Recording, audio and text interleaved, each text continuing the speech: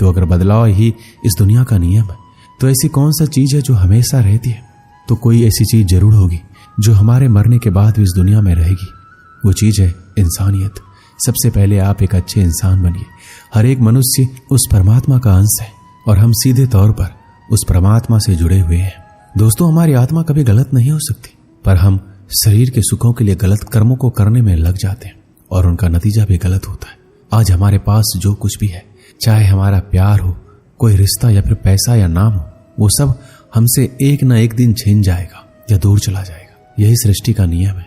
जो कल किसी और का था, आज आपका है, लेकिन जो आज आपका है वो आने वाले दिनों के बाद किसी और का हो जाएगा। इसलिए किसी भी चीज का अहंकार ना करें और हर एक व्यक्ति के साथ आदर के साथ पेश आए। श्री कृष्ण तीसरी बात कहते हैं कि कर्म करो, फल की इच्छा मत करो। मनुष्य कर्मों के बंधन से बंधा हुआ है। हम एक क्षण भी बिना कर्म किए नहीं रह सकती। जब हम सोते हैं तब भी हमारा मन काम करता है। मनुष्य कभी कर्म किए बिना नहीं रह सकता, लेकिन अगर जीवन में तरक्की करनी है तो मनुष्य को निष्काम भावना के साथ अपना कर्म करते जाना चाहिए। फल की कोई भी इच्छा नहीं रखना चाहिए। ज्यादातर लोग जब कोई काम करते हैं तो हमेशा इस भावना के साथ करते हैं कि इस कार्य को करने से मुझे भविष्य में कुछ लाभ मिलेगा कि नहीं। लेकिन श्री कृष्ण कहते हैं फल की इच्छा रखने में इंसान में कामुकता बढ़ती है और वो इंद्रियों के अधीन हो जाता है। इसलिए हमें कर्मयोग के सिद्धांत का अनुसरण करना चाहिए।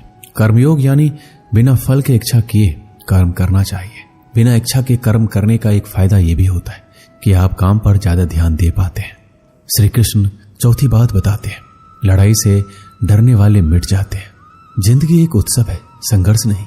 यदि आप अपनी जिंदगी को संघर्ष समझते हैं तो निश्चित ही वह संघर्षमय होने वाली है। हालांकि जीवन के कुछ मोर्चों पर व्यक्ति को लड़ने के लिए हमेशा तैयार रहना चाहिए। जो व्यक्ति लड़ना नहीं जानता, जो दोषी पर थोपा जाएगा या उसको सबसे पहले मारा जाएगा, उसी के जीवन में संघर्ष भी होगा। महाभारत के पांडवों को यह बात श्री कृष्ण ने अच्छे से सिखाई थी। पांडव अपने बंधुओं और भाइयों से लड़ना नहीं चाहते थे, लेकिन श्री कृष्ण ने समझाया जब किसी मसले का हल शांतिपूर्ण किसी भी तरीके से नहीं होता तो फिर युद्ध ही एकमात्र विकल्प बच जाता है। कायर लोग युद्ध से पीछे हटते हैं, इसलिए अपनी चीज को हासिल करने के लिए कई बार युद्ध करना पड़ता है और अपने अधिकारों के लिए कई बार लड़ना पड़ता है। श्री कृष्ण पांचवी बात कहते हैं, काम, क्रोध और लोभ नरक के 3 द्वार हैं। जब मनुष्य अपने कर्मों के फल का इच्छा रखता है तो उसके मन में काम की उत्पत्ति होती है। यह काम ही मनुष्य का सबसे बड़ा दुश्मन है, क्योंकि यह आग की तरह जलता रहता है। मनुष्य चाहे अपने कामनाओं की पूर्ति का कितना ही प्रयास क्यों ना कर ले, परंतु वो कभी काम को संतुष्ट नहीं कर सकता। और जब कामनाओं की पूर्ति नहीं होती तो क्रोध पैदा होता है और क्रोध के आवेग में आकर मनुष्य कई गलतियां करता है जो उसे और नीचे ढकेल देती है। काम की उत्पत्ति का एक कारण लोभ भी है, क्योंकि मनुष्य अगर उतने से संतोष कर ले जितना उसके पास है, अगर वो अपनी इच्छाओं को कम कर दे तो अपने शत्रु काम पर विजय पा सकता है। इसलिए सबसे पहले तो जीवन में संतोष रखना चाहिए। सांसारिक सुखों के इच्छा को त्याग दो, क्योंकि उनसे मिलने वाला सुख बहुत ही श्रेणिक होता है जो कभी व्यक्ति को तृप्त नहीं कर पाता। इंद्रियां और मन ही काम का जन्म स्थल है। इसलिए अगर काम रूपी इस दुश्मन को हराना है तो अपने इंद्रियों को वश में करना सीखो और उन्हें भगवान में लगाओ। एक समय की बात है, अफ्रीका महाद्वीप में हीरों की कई खानों की खोज हो चुकी थी, जहां से बहुतायत में हीरे प्राप्त हुए थे। वहां के गांव में रहने वाला किसान अक्सर उन लोगों की कहानियां सुना करता था जिन्होंने हीरों की खान खोजकर अच्छे पैसे कमाए और अमीर बन गए। वह भी हीरे की खान खोजकर अमीर बनना चाहता था। एक दिन अमीर बनने के सपने को साकार करने के लिए उसने अपना खेत बेच दिया और हीरो की खान की खोज में निकल पड़ा। अफ्रीका के लगभग सभी स्थान छान मारने के बाद भी उसे हीरो का कुछ पता नहीं चला। समय गुजरने के साथ उसका मनोबल गिरने लगा। उसे अपना अमीर बनने का सपना टूटता दिखाई देने लगा। वह इतना हताश हो गया कि उसके जीने की तमन्ना ही समाप्त हो गई और एक दिन उसने नदी में कूदकर अपनी जान दे दी। इस दौरान दूसरा किसान, जिसने पहले किसान से उसका खेत खरीदा था, एक दिन उसी खेत के मध्य बहती छोटी नदी पर गया।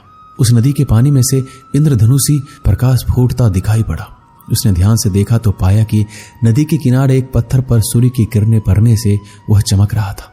किसान ने झुककर वो पत्थर उठा लिया और घर ले आया। वह खूबसूरत पत्थर था। उसने सोचा ये सजावट के काम आएगा और उसने उसे घर पर ही सजा लिया। कई दिनों तक वह पत्थर उसके घर पर सजा रहा। एक दिन उसके घर एक मित्र आया।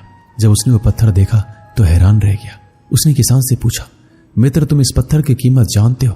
किसान ने जवाब दिया, नहीं, मेरे ख्याल से ये हीरा है, शायद अब तक खोजे गए हीरों में सबसे बड़ा हीरा है। किसान के लिए इस बात पर यकीन करना मुश्किल था। उसने अपने मित्र को बताया कि उसे यह पत्थर अपने खेत की नदी के किनारे मिला है, वहां ऐसे और भी पत्थर हो सकते हैं। दोनों खेत पहुंचे और वहां से कुछ पत्थर नमूने के तौर पर चुन लिए, फिर उन्हें जांच के लिए भेज दिया गया। जब रिपोर्ट आई तो किसान के मित्र की बात सच निकली। वो पत्थर हीरे ही थे। उसके खेत में हीरों का भंडार था। वह उस समय तक खोजी गई सबसे कीमती हीरे की खदान थी। दूसरा किसान उस खदान की वजह से मालामाल हो गया। पहला किसान दर दर भटका और अंत में जान दे दी, जबकि हीरे की खान उसके अपने खेत में उसके कदमों तले थी। दोस्तों, इस कहानी से हमें क्या सीख मिलती है? इस कहानी में हीरे पहले किसान के कदमों के तले थे, लेकिन वो पहचान नहीं पाया और उसकी खोज में भटकता रहा। ठीक वैसे ही हम भी सफलता प्राप्ति के लिए अच्छे अवसरों की तलाश में रहते हैं। हम उन अवसरों को पहचान नहीं पाते या पहचान कर भी महत्व नहीं देते जो हमारे आसपास ही छुपे रहते हैं। जीवन में सफल होना है तो आवश्यकता है बुद्धिमानी और परख से उन अवसरों को पहचानने की और धैर्य से अनवरत कार्य करने की। सफलता निश्चित है। दोस्तों, इस वीडियो में बस इतना ही। मिलते हैं अगली वीडियो में। जय श्री कृष्ण।